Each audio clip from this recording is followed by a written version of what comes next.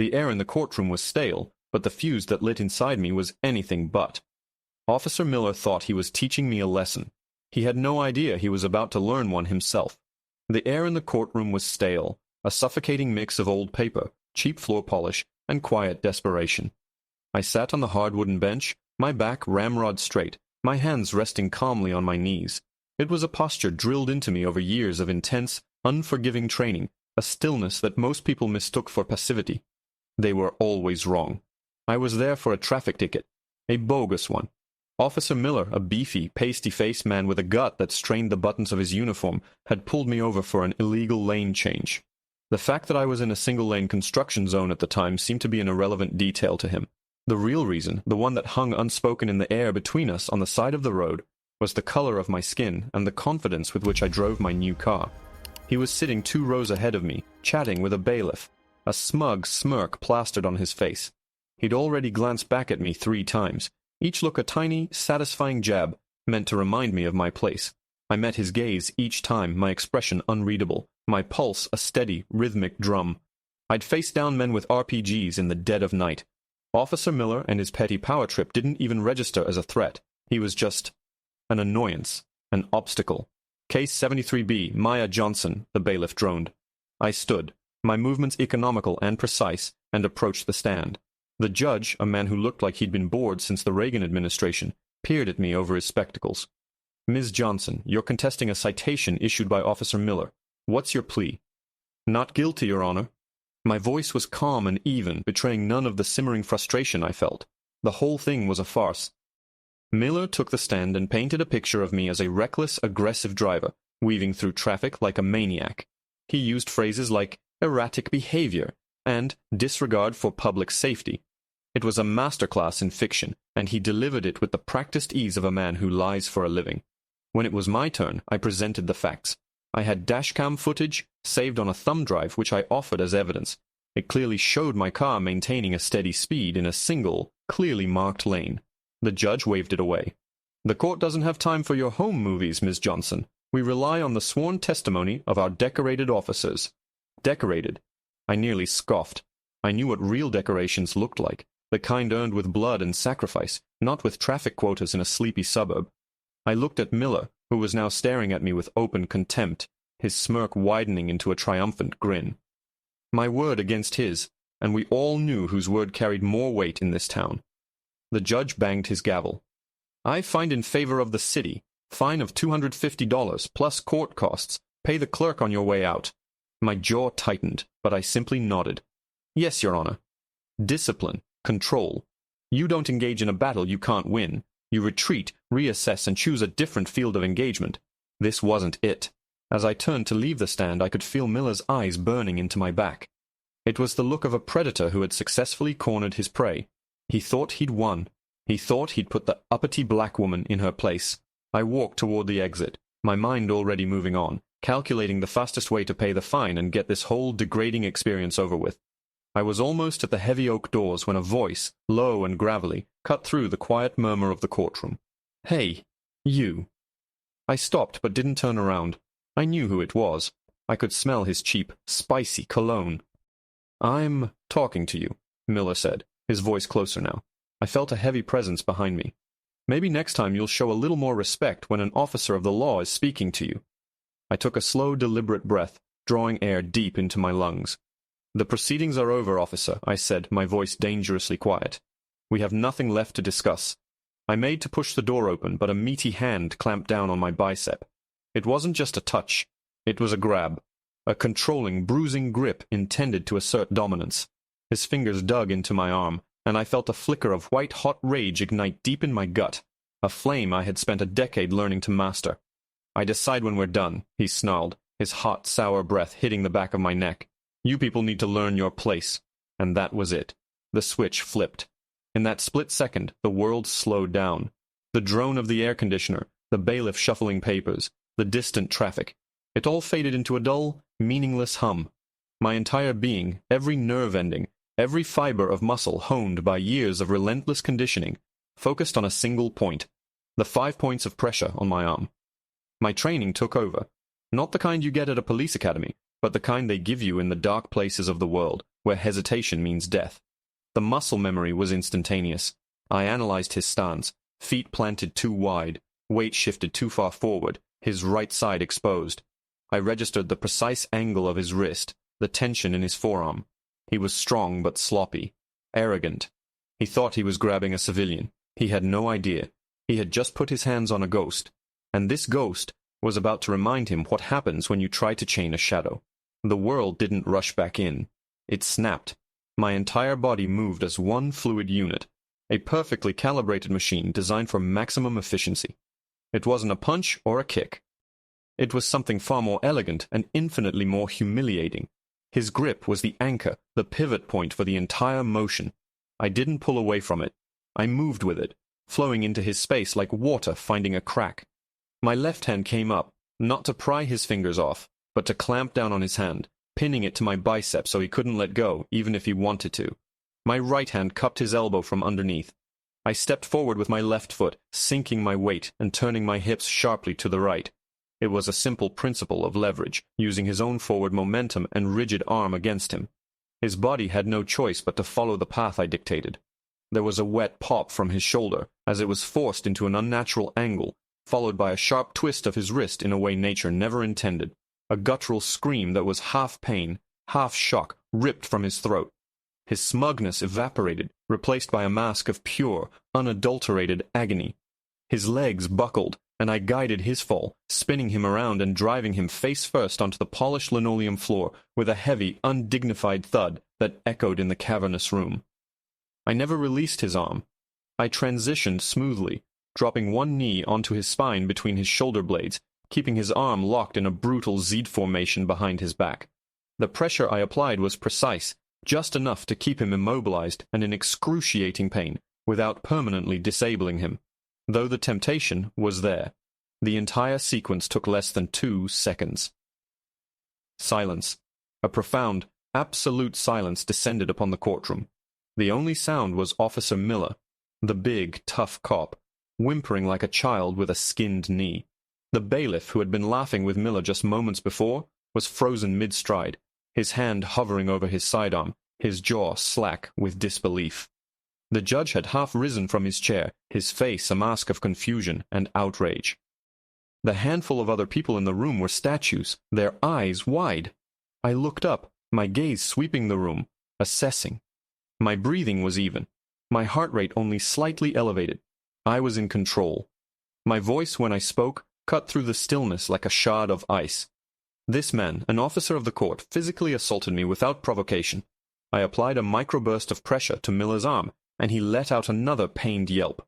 I neutralized the threat. I am now detaining him. That seemed to break the spell. The bailiff, a portly man in his 50s, whose face was now a blotchy red, finally drew his weapon. The click of the safety being disengaged was deafeningly loud. "Let him go, now, get on the ground," he yelled, his voice trembling slightly. He was aiming his pistol at the center of my back. I didn't move. I didn't even tense. I kept my knee planted firmly on Miller's spine. Turning my head just enough to meet the bailiff's terrified eyes, I spoke with the calm authority of a commanding officer addressing a raw recruit. "Lower your weapon. Your colleague is the aggressor. You are a witness to an assault. Do not escalate this situation by making another mistake." "She's crazy. She attacked me." Miller managed to gasp from the floor, his face pressed against the cold tile. "Get off him," the bailiff shouted again, taking a shaky step forward. "This is your last warning." From the bench, the judge finally found his voice. It wasn't the bored drone from before. It was a thunderous roar, filled with a fury I hadn't thought him capable of. His face was purple, a vein throbbing in his temple. He pointed a trembling finger at me, his whole body shaking with rage. "Bailiff, I gave you an order. That woman is in contempt of this court. She has assaulted an officer. Arrest her. Arrest her immediately." My gaze didn't waver from the bailiff. The judge's booming voice was just background noise, irrelevant data. The only thing that mattered was the man with the gun. His finger was on the trigger. His knuckles were white. He was scared, and a scared man with a gun is the most dangerous thing on the planet. I had to take the weapon out of the equation. Not his physical weapon, but the one in his head. His perceived authority. "Bailiff," I said, my voice dropping into a register I reserved for high-stress negotiations. It was low, resonant, and devoid of emotion. "Stand down. That is a direct order. The word order hung in the air, audacious and utterly baffling to him. He blinked. You don't give me orders. Wrong, I replied, the word sharp as a cracking whip. Petty Officer First Class Maya Johnson, United States Naval Special Warfare Development Group. I am an active duty operator. This man, I nudged Miller with my knee, eliciting a groan, assaulted a federal asset. By ordering my arrest after witnessing said assault, this judge has made himself an accessory. You are standing in a federal crime scene. A confused murmur rippled through the few onlookers. The judge's face, which had been purple with rage, was now slowly turning a mottled shade of red and white, like a spoiled piece of meat. Federal asset? DevGru? What is this nonsense? You're a civilian who committed assault, he sputtered, though his voice had lost its thunderous edge. He was grasping for the authority that was slipping through his fingers like sand. Look at me, Your Honor, I commanded, my eyes still locked on the bailiff. Do I look like I'm joking? I held the bailiff's gaze for another second before slowly, deliberately, turning my head to face the judge. My expression was a flat, granite wall. The dashcam footage I offered into evidence, the home movie, you dismissed. It's military grade, encrypted, and automatically uploads to a secure cloud server at NAVSOC headquarters. It recorded not only the illegal traffic stop, but also Officer Miller's full, unedited commentary, which I believe your Internal Affairs Department would find illuminating. Miller went completely still beneath me. He stopped whimpering. I could feel the sudden, rigid terror that shot through his body. And now, I continued, my voice a merciless metronome. It has also recorded him assaulting me from behind, without provocation, inside a court of law. It recorded your order to have me arrested for defending myself. Every word, every second. It's already been flagged and reviewed by my command. The bailiff's pistol lowered by a full inch. Doubt was a powerful acid, and it was eating away at his resolve. He looked from me to the judge, searching for guidance, but the judge was speechless. His mouth opened and closed silently, like a fish gasping for air on a boat deck. He was a small king in a small kingdom, and he had just tried to bully a representative of an empire. The realization was dawning on him, and it was horrifying. I am formally requesting you detain your officer pending an investigation by NCIS, I stated, shifting my tone to one of formal procedure. And I am advising you, Your Honor, and you, bailiff, to secure legal counsel. My own attorney is on his way. As if on cue, the heavy courtroom doors swung open with a resounding bang. A man strode in, not with the frantic energy of someone rushing, but with the implacable, ground-eating pace of a man who knows that time waits for him. He was tall, impeccably dressed in a tailored charcoal suit, with silver hair at his temples, and eyes that could chip stone. He surveyed the scene in a single glance, me, calmly kneeling on a uniformed officer, the bailiff, with his gun now pointing weakly at the floor, the judge, looking like he'd just seen a ghost. The man's lips thinned into a semblance of a smile. He walked directly to the clerk's table, set down a gleaming leather briefcase, and addressed the judge without a hint of deference. Your Honor, his voice was a rich, powerful baritone that filled the room. My name is Marcus Thorne. I represent Petty Officer Johnson. I trust you'll be releasing her into my custody immediately, without prejudice. He then turned his head slightly, his sharp eyes finding mine. Maya, I hope they haven't been too much trouble. The judge finally found his voice, a weak, reedy thing. Custody? She is under arrest for assaulting an officer. Marcus Thorne chuckled, a low, humorless sound. Your Honor, let's be clear. The only person under any real threat of arrest in this room is your city's finest, currently enjoying the floor. And possibly you, for obstruction of justice. My office has already been in contact with the U.S. Attorney's Office. They're quite interested in the pattern of discriminatory traffic stops originating from Officer Miller's patrol car, especially those involving military personnel of color. It seems my client is not the first. She is, however, the last. The arrival of Marcus Thorne was like a change in atmospheric pressure. The tension in the room didn't dissipate, it transformed. The chaotic, fearful energy solidified into a cold, heavy dread that settled squarely on the shoulders of the judge and the two uniformed men. Marcus was a shark in a wading pool, and everyone knew it. I finally eased the pressure on Miller's arm, not releasing him, but transitioning the hold into a standard, less painful compliance lock. It was a signal. The immediate threat was over. Now the strategic battle began. He's all yours, I said, my voice returning to its normal, calm tone. I smoothly rose to my feet in a single motion, stepping away from the prone officer as if brushing dust off my pants.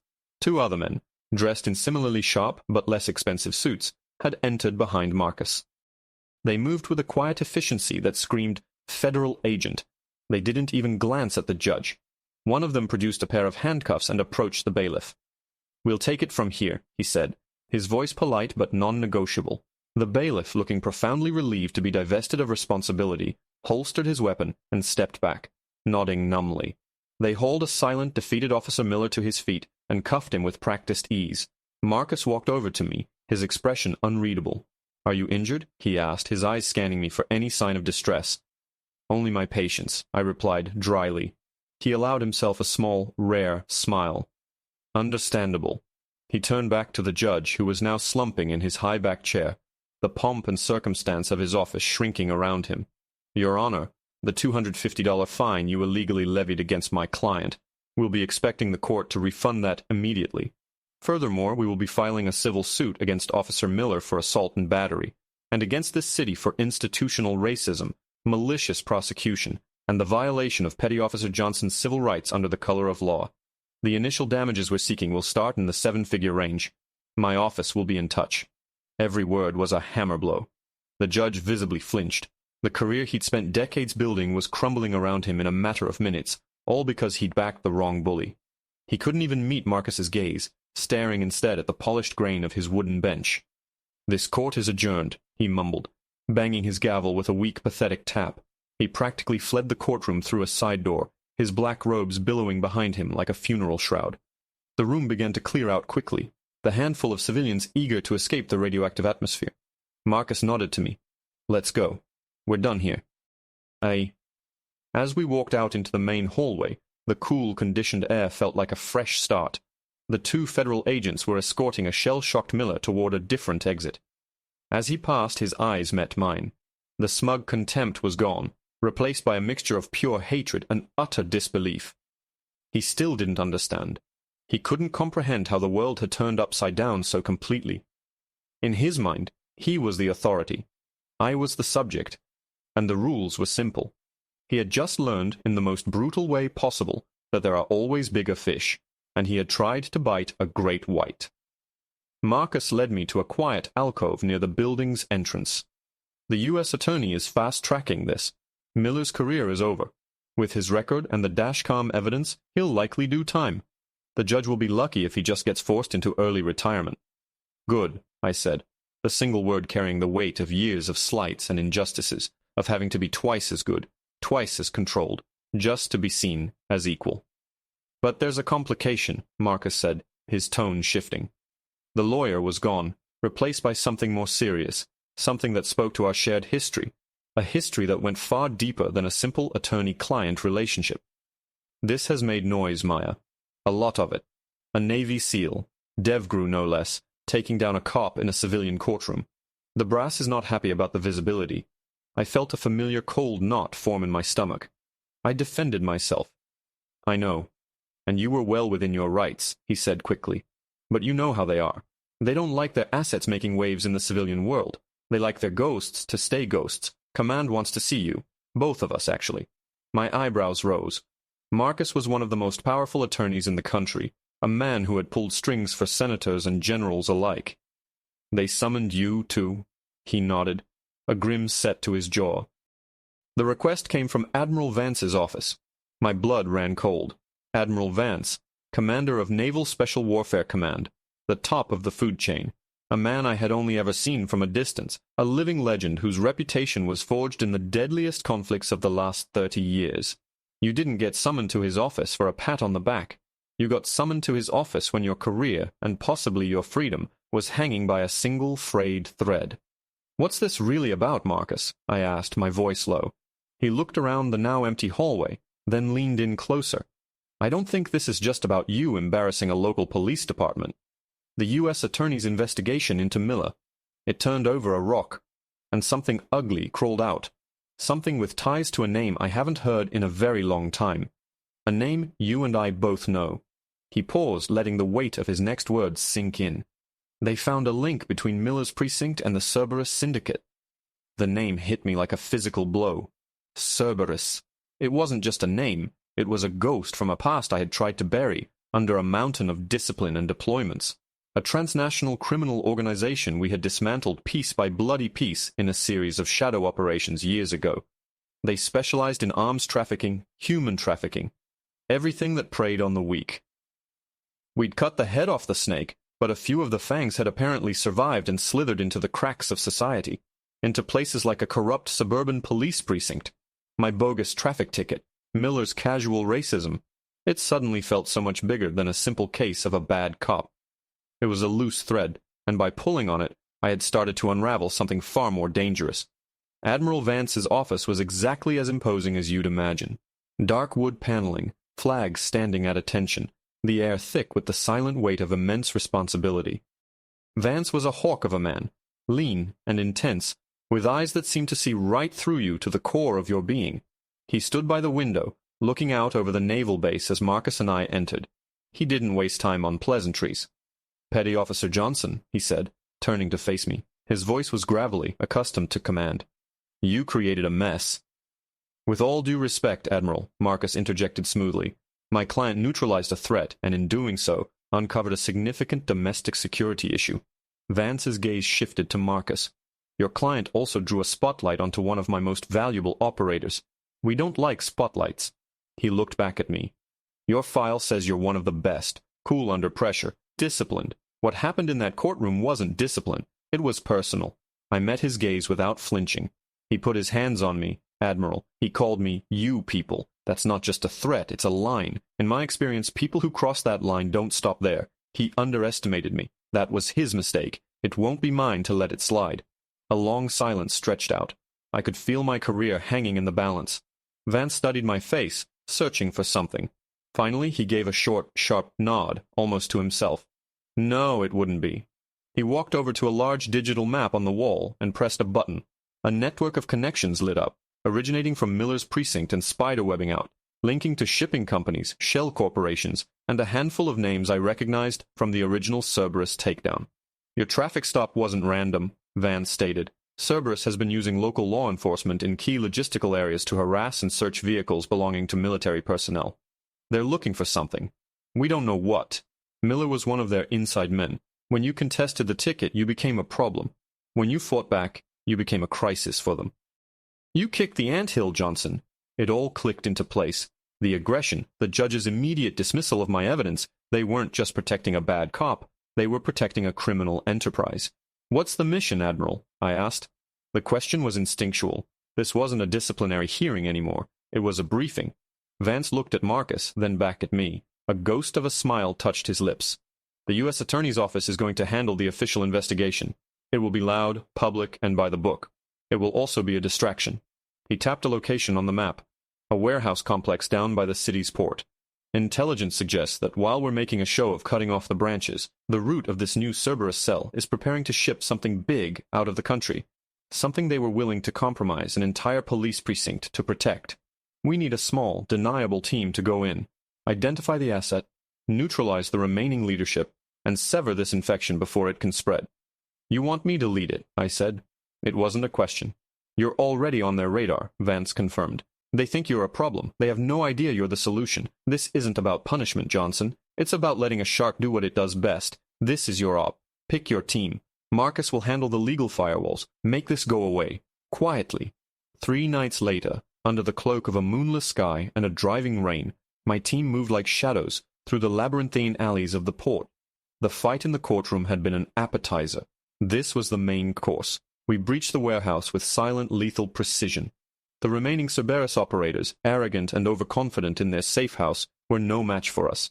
They were street thugs and disgraced cops playing at being soldiers. We were the real thing. In the center of the warehouse we found it. Not weapons, not drugs, but a lead-lined crate containing stolen military drone control, hardware, the kind that could turn our own technology against us. We secured the asset and dismantled the operation in under 20 minutes. No alarms, no witnesses. Just ghosts in the rain. Back in court a month later, things looked very different. I was there not as a defendant, but as a witness for the prosecution in the federal case against the city. Officer Miller, his face pale and his spirit broken, took a plea deal that would have him in prison for a very long time. The judge had been forced into a disgraceful resignation. The entire precinct was being torn apart by federal investigators. As I sat in the gallery watching the proceedings, I felt a profound sense of satisfaction. It wasn't just about winning. It was about rebalancing the scales. After I gave my testimony, Marcus met me in the hallway. He handed me an envelope. Inside was a check from the city, a refund for my $250 fine, plus a settlement for my civil suit that was substantial enough to ensure I'd never have to worry about money again. "A little something for your trouble," he said with a wry smile. "Justice is its own reward, Marcus," I said, though I tucked the check safely away. "Perhaps," he replied, "but it's nice when it comes with interest." He looked toward the courtroom doors, where the remnants of a corrupt system were being swept away. "You know, that cop did you a favor. He reminded everyone of a very important rule." I raised an eyebrow. "What's that?" Marcus Thorne, one of the most powerful men I knew, looked at me with genuine respect. "Never, ever pick a fight with someone who has nothing to prove."